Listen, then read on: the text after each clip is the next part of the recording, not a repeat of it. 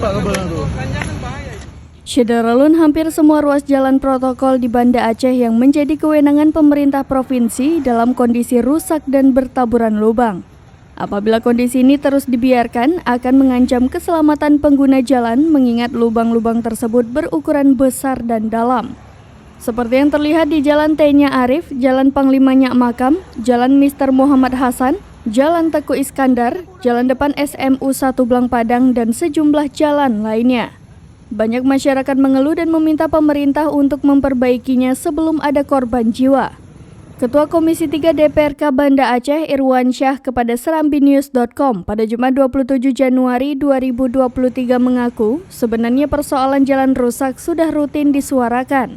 Jika perlu sambungnya bentuk tim khusus agar bisa fokus melihat jalan di ibu kota.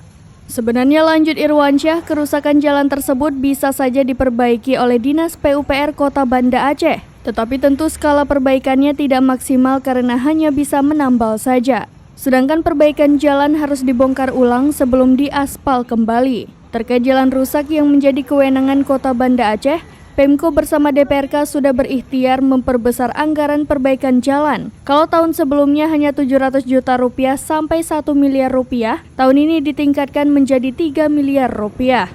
Sementara Kadis PUPR Banda Aceh, M. Yasir mengatakan pihaknya siap berkoordinasi dengan instansi teknis terkait baik provinsi maupun pihak balai agar wajah jalan di Banda Aceh lebih baik, aman dan nyaman saat dilalui oleh setiap pengguna jalan.